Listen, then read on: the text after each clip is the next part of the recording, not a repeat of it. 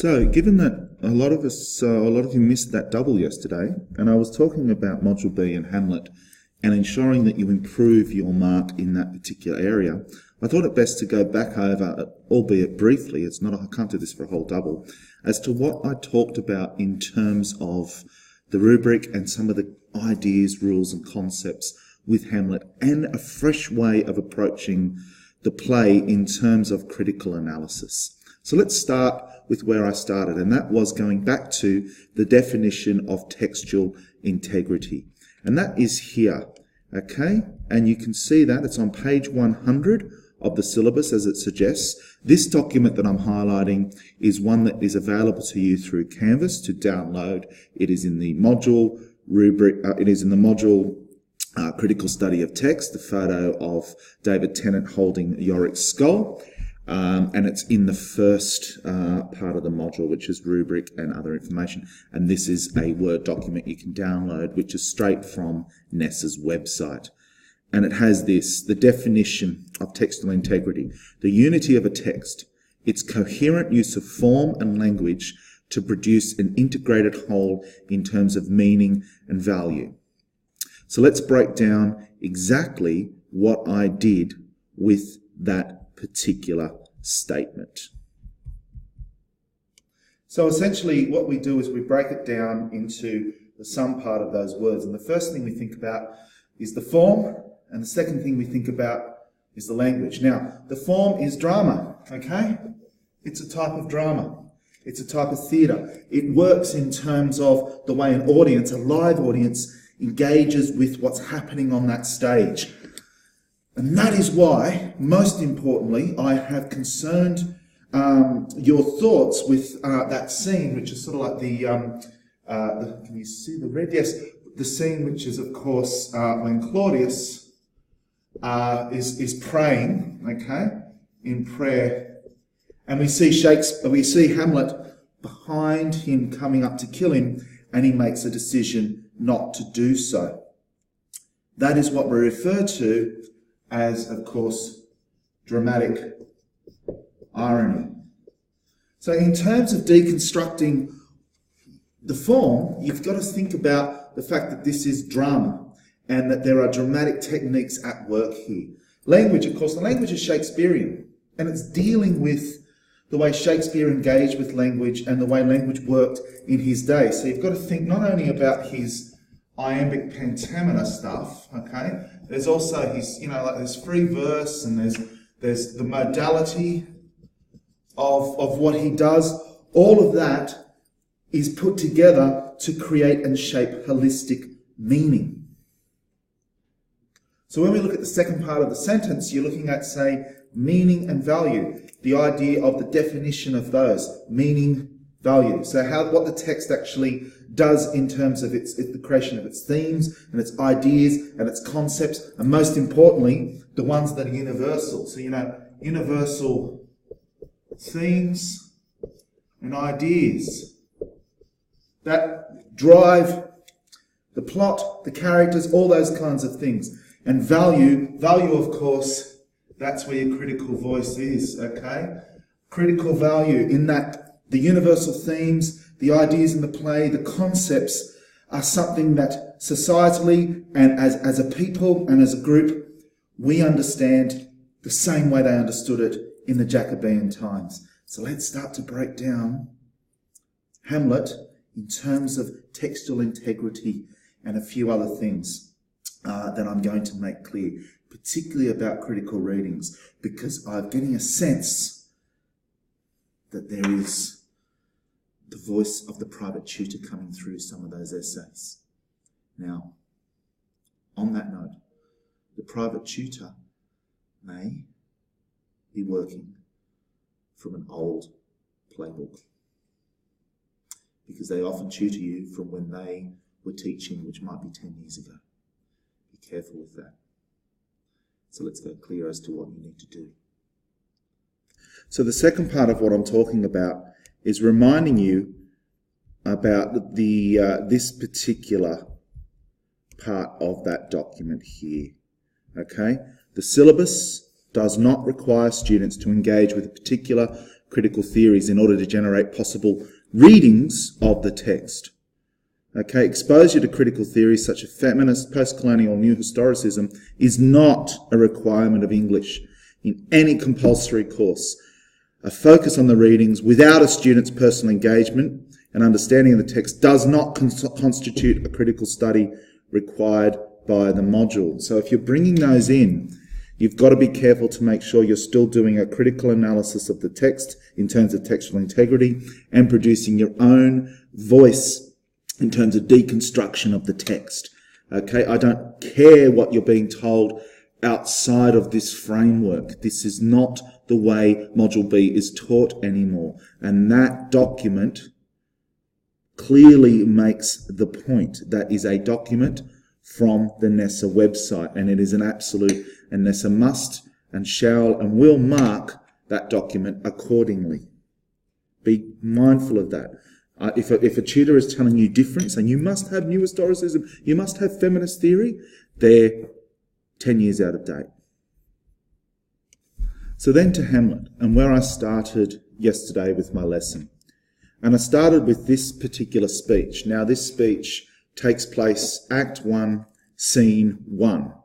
So this happens before really we get to meet Hamlet and before we get to meet Claudius, Gertrude, Polonius, all the key players of this particular work. We have met Horatio. The others, the Watch and so forth, really do not have a great impact in terms of the narrative. So why is this scene here? And here we're talking about dramatic purpose and form. Here we're talking about what Shakespeare has done in terms of his achievement with Hamlet. And one of the reasons why Hamlet's work, or the work of Hamlet, is considered so great. Let's have a look at this speech.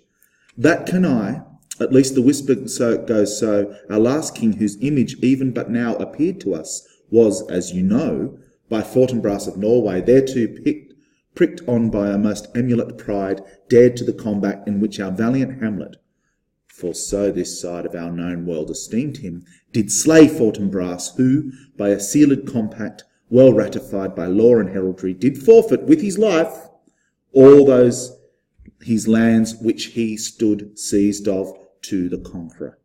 And we'll stop there for a second. The first thing I pointed out is something interesting and important in terms of form and in terms of style. We know that this is a type of revenge tragedy. And we know that that revenge tragedy is subverted to a point because of Hamlet's delay. These are common and regular things that are said about this play, and you will likely say something similar in your essay.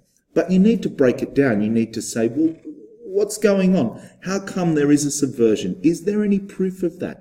Is there any recourse to that in the textual language that I can rip out and discuss in terms of the way the language works and in terms of the way Shakespeare has produced a piece of theatre? So let's look at a particular word here. Let's engage with a particular style and a word, and we have here this. In which our valiant Hamlet, and they're talking about Hamlet the king, the father, our valiant Hamlet. Now that word valiant is an adjective. And adjectives have been used in theatre traditionally way back to the Greeks, and the Greek choruses used to do this as a way of introducing characters to the audience, to position an audience, to say to the audience, here are our good guys, here are our bad guys. That is what is going on here, deliberately on Horatio's part. He is playing the role of the Greek chorus. He is setting up the world outside of the play as to what has happened before. This is where we stand in terms of why things are the way they are. Everybody in the audience, you getting this? This is the purpose it's made. And our valiant Hamlet, he's playing the game of the chorus. The audience go, okay. So the play is called Hamlet. So the story of Hamlet's father, who was also called Hamlet, these are the good guys. But then we get a very clever little thing. We get this. For so this side of our known world esteemed him.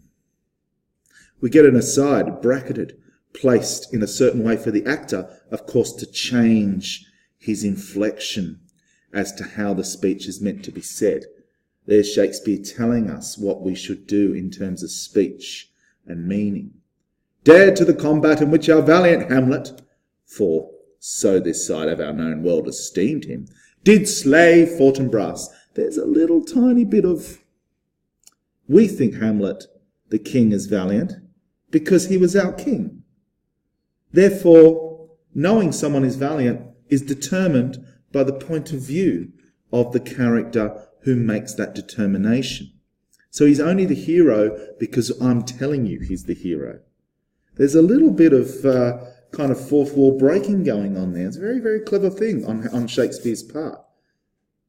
And it goes back to that trial question you had, that there are no genuine traditional heroes and so forth. It's that kind of thing that is key to working out the textual value, form, and language of this play.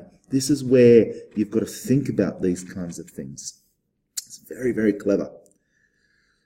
Then it goes on. Against which a moiety competent was gagged by our king, which had returned to the inheritance of Fortinbras, had he been vanquisher, as by the same comart and carriage of the article designed, his fell to Hamlet. Now, sir, young Fortinbras, of unimproved metal, hot and full, hath in the skirts of Norway, here and there, sharked up a list of lawless resolutes for food and diet to some enterprise that hath a stomach in it, which is no other, as well it doth appear unto our state, but to recover of us by strong hand and terms compulsatory those foresaid lands, so by his father lost. And this, I take it, is the main motive of our preparations, the source of this our watch, and the chief head. Here you have a foreshadowing. Here you have the story of young Fortinbras, whose father was killed and his land and title taken from him, building his own army, albeit a militia, to reclaim what is his birthright. Now that is exactly what is going on for young Hamlet. The difference is that Hamlet doesn't do the traditional building of an army. He sets up the delay. He sort of changes the expectation. Young Fortinbras, much like young Hamlet, and eventually much like young Laertes, all have the same story and concept, really. All three young men. And so the play is about sons and fathers' expectations growing into your father's expectation and will. And that is definitely something that is universal. But let's also look at the language of this. Let's think about how Horatio is setting up young Fortinbras. Firstly, of course, young Fortinbras is a sign of the language telling us how we should feel about this. Of unimproved metal, hot and full. You're almost getting that sense of his youthful exuberance, but also an exuberance without the experience of being a man. Metal, hot and full. He's angry and mad and aggressive at losing his lands.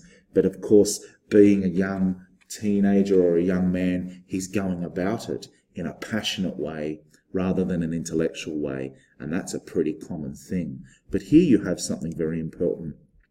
The skirts of Norway, even though we are talking metaphorically here about motherland and that kind of concept, the language use of the word skirts is again feminizing Fortinbras's idea or the idea of him in the audience. He's a young boy hiding behind that of his mother, much like the fact that Hamlet has an interesting and engaging relationship with his own mother. And so there's something going on there in terms of foreshadowing and characterful relationship.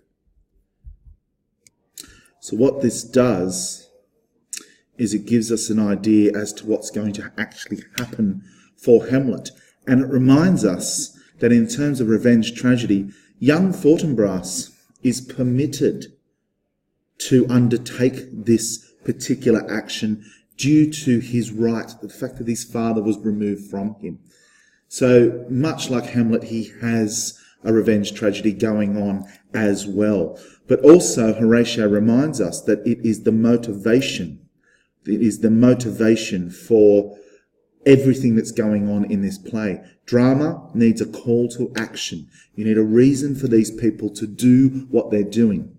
And the world of Hamlet is a world of intrigue, a world of concern, a world of fear, a world of lies, and a world of duplicitous politics. And the reason for that is that Fortinbras is at the gates. Once the second act begins, we kind of get that almost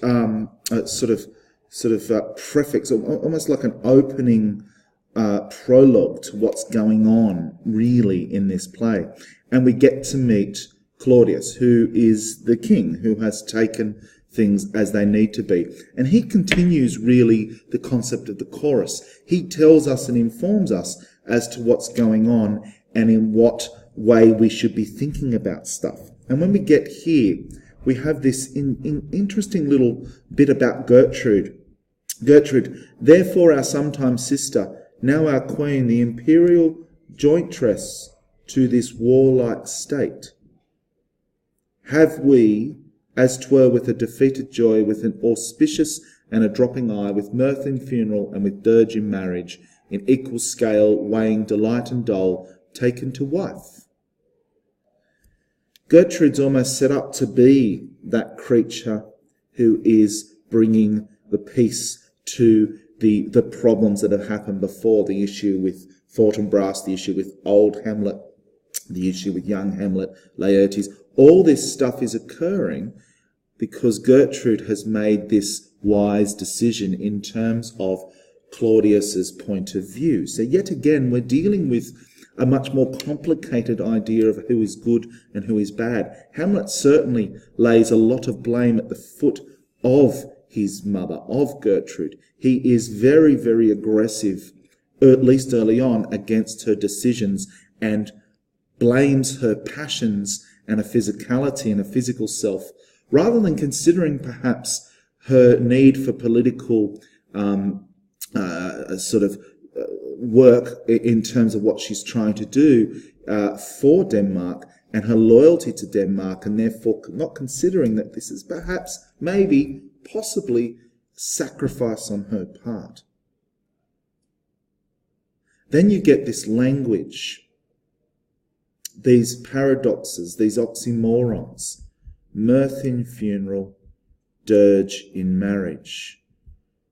It's almost like 1984's Doublethink. It's saying, as the king is saying, we weep for Hamlet's death, we celebrate for Claudius and Gertrude's marriage, but we understand that both are going on at the same time in the souls of the people of Denmark.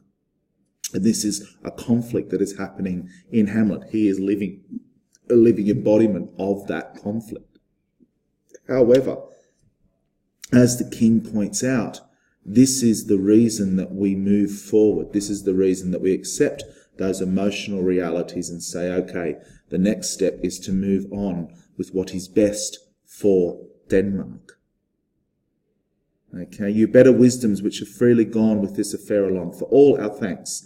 Now follows that you know young Fortinbras, holding a weak supposal of our worth, or thinking by our late dear brother's death, our state to be disjoint and out of frame, colleagued with his dream of his advantage, he hath not failed to pester us with message importing the surrender of those lands lost by his father, with all bands of law, to our most valiant brother. There's the use of the word valiant again. So much for him. So all of this, which is Fortinbras at the gates, essentially, metaphorically speaking, pursuing Denmark, pursuing the lands, creating a society that is unsure of itself as to where it's going in the future, creating fear in the Danes, realising that their culture might be overwhelmed by the Norwegians very, very soon. Claudius puts to rest all of that by saying, now that I have married Gertrude and made myself the proper king, because Gertrude being the queen, this gives me permission to be king, we can calm the waters. We can say that things will be okay and will be fine. I'm sure you've seen that occur many times politically. I'm sure you understand that when a new leader comes along, they always say these kinds of things, that the chaos of the past has now been put to rest. We know, of course, that's not the case in the audience. There's a lovely sense of dramatic irony here, and here we're talking about dramatic form again, because we know there are ghosts walking. We know that the ghost of old Hamlet is not at rest. So therefore Denmark cannot be at rest. Claudius's speech is false. But we have that ability to see it. Gertrude can't see it. Claudius can't see it. Laertes and Polonius can't see it. So we see the issue that's going on with these characters. They're not necessarily good and evil, villainous. They're human. And therefore we have a universal theme going on. We see the idea that the state was disjoint and out of frame. Things were, as Claudius has suggested here, and much like Hamlet will say later, rotten in the state of Denmark, and he has come to clean it up. The interesting thing is, Hamlet's idea is that things were rotten, or are rotten now, because the wrong king is on the throne. But that's Hamlet's point of view. Gertrude's marriage is done to create this calming of the waters and this lovely undercurrent, or this lovely line that Claudius gives about young Fortinbras, that is a reassuring one for the people. He says, so much for him. It is entirely dismissive. Entirely dismissive. And so we get the idea of what is going on for Fortinbras, for Claudius, and for Hamlet.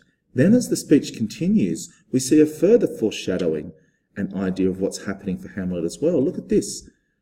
We have here writ to Norway, uncle of young Fortinbras. Uncle of young Fortinbras, who, impotent and bedred, scarcely hears of this his nephew's purpose, to suppress his further gate herein, in that the levies, the lists, and the full proportions are made out of his subject. And here we dispatch you, good Cornelius, and you, Voltimand, forbearers of this greeting to old Norway, giving to you no further personal power to business with the king, more than the scope of these deleted articles allow, giving a paper. Claudius, much like any despotic person or person pursuing an idea of complete control and power, puts in a weak leader in his enemy's country to control. Okay? The weakness here. It's interesting that it is Fortinbras's, or young Fortinbras's, uncle. There is a connection, an obvious one going on. But yet again, do we consider this villainous from Claudius or politically savvy? And perhaps it's both. But in the end, it is what causes essentially the destruction of Denmark. Once this is put into place, it can't help but move forward inexorably toward the fact that if Claudius will be killed because of the revenge plot, Gertrude, unfortunately, is a victim of that revenge plot, and Hamlet must die as well as Laertes. It leaves young Fortinbras with the opportunity to take Denmark back. So politically, everything that's going on here is because of the weak will of the human creature. Each move that is being made with an idea to only what's happening tomorrow or the next day, and not really forward long-term planning, at least on Claudius's part. Sure, he has seized power in Denmark, and he seized power in order to, as he suggests, control Norway, which is what he is doing. And he's using Gertrude as a way to do that, at least to control the people of Denmark, to accept him as a leader. But in the end, his decisions are much worse for Denmark as he possibly could have imagined. Is this villainous? Hamlet sees it as villainy, certainly. Something's rotten in the state of Denmark. But for us, it's really political. It's a common political conceit that many, many, many people will show again and again and again in our world. Now, finally, of course, it is important to understand something that's going on in terms of this revenge tragedy. We have three young men who are revenging the death of their fathers. We have young Fortinbras avenging, in terms of correct vengeance, as far as a revenge tragedy goes, his father, who was slain in battle, of course, and so Fortinbras does what is expected. He raises his own army and he moves on Denmark. He does what any creature would expect in his circumstances. We have Hamlet, whose father, of course, was removed. And Hamlet spends his time delaying, finding different moments where he could use Claudius to his advantage or his disadvantage, whatever it is, and Hamlet goes through the entire play delaying and delaying and losing his sense of purpose, to the point where the ghost makes that the return and says, you're delaying, you're doing this wrong. And then, of course, we have Laertes, who loses his father through Hamlet's act, and really questions the investigation, the political ramifications of that. Why was my father treated so poorly when he was killed? Where was his body? Where were all these things? Laertes questions Claudius over this. And Claudius, rather than accepting the blame, diverts his attention and says, what you need to do is deal with the person who killed him, which of course is Hamlet. So this works into Claudius's sort of what he needs to do to keep and maintain his power in Denmark. But of course, there is another child in this story, and that child is Ophelia.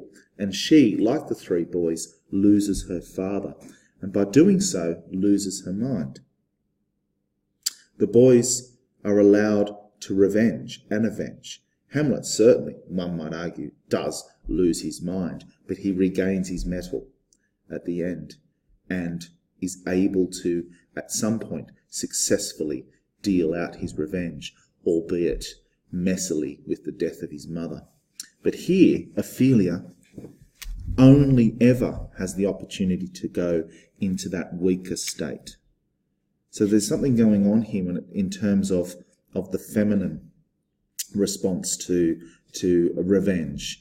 Its response is certainly not to engage with a revenge plot. The female response is to diminish, to fade away, to die. So there's something else going on here. And poor old Ophelia does this final scene with the flowers that is absolutely heartbreaking for her. There's rosemary. That's for remembrance. Pray you, love, remember. And there is pansies. That's for thoughts.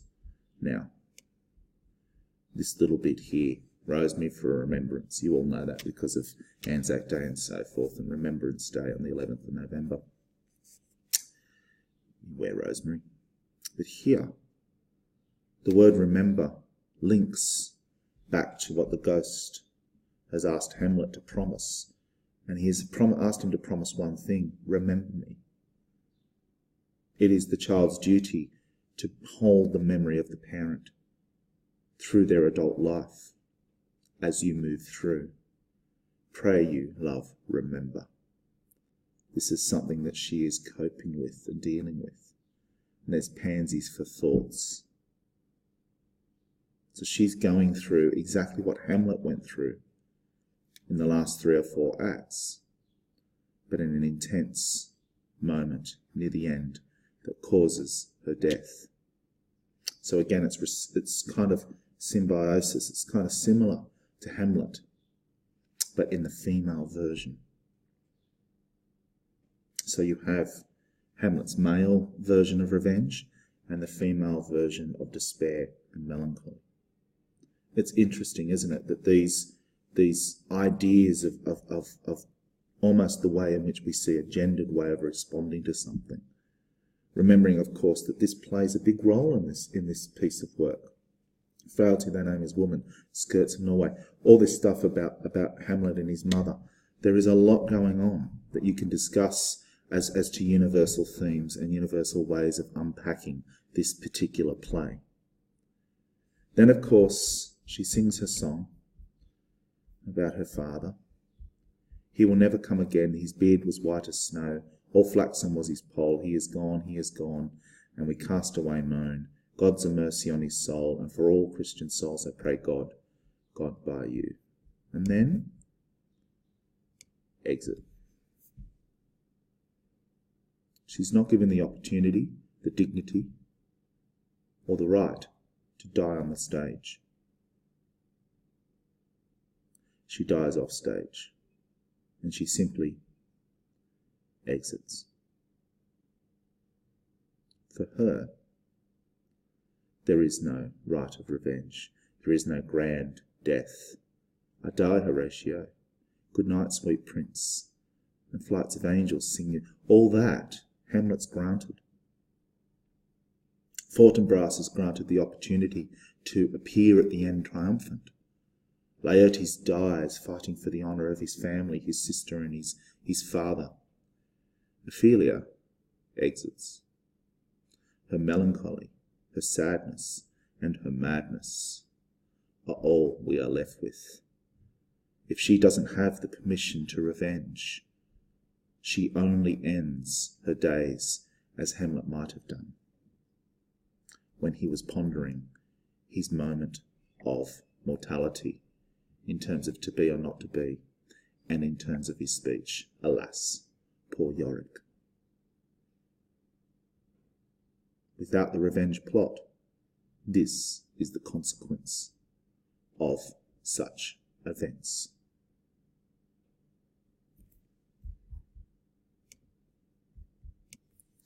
Immediately following her exit, and perhaps not knowing yet what the consequences of her exit are, Laertes and Claudius continue to talk about Polonius's death. And Laertes is more concerned at this moment with the correctness of Polonius's after behaviour or treatment after his death, and how he should respond to it.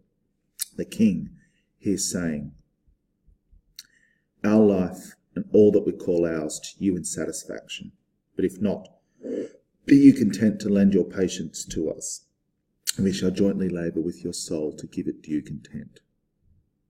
I will ally myself with you for your revenge.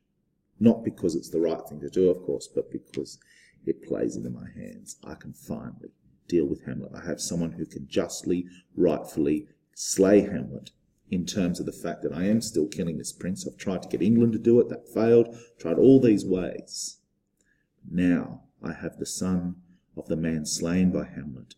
I have the way to get rid of him.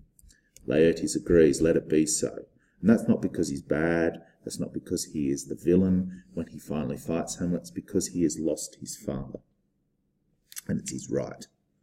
His means of death, his obscure funeral, no trophy sword nor hatchment over his bones, no noble right nor formal ostentation cry to be heard, as 'twere from heaven to earth, that I must call it into question. So he said, well, what happened? The king says, so you shall, and where the offence is, let the great axe fall. I pray you go with me. And here, of course, he says very clearly, you know what? All of your questions, there's one answer. Prince Hamlet.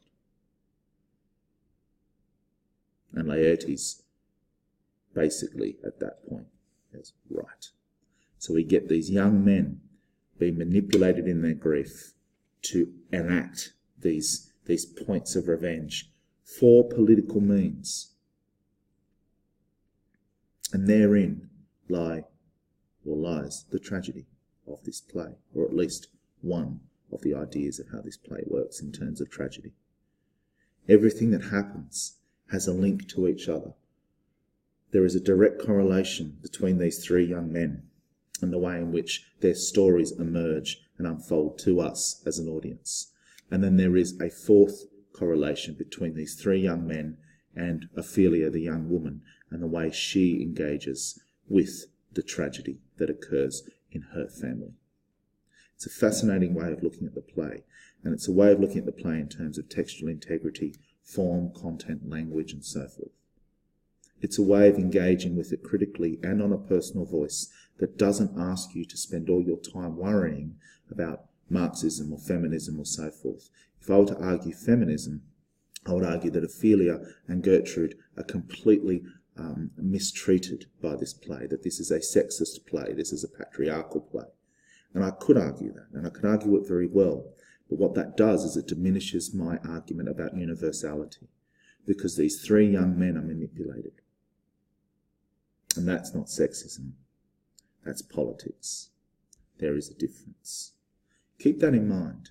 And yet again, I remind you, in your critical essay, you do not need to bring in critical readings, but you do need to have that critical voice. And whether that is using an external critic or not, it's up to you. But making sure that you align yourself to what textual integrity is and what that means in terms of an extended value beyond the fact that it's just the play Hamlet, what it means in terms of universality and thematic ideas in this play. That is where the crux of your essay will be, and that is where you've got to search out that in the question. Have a look for what it's asking you to do in terms of textual integrity and in terms of value, not in terms of critical readings. Thank you.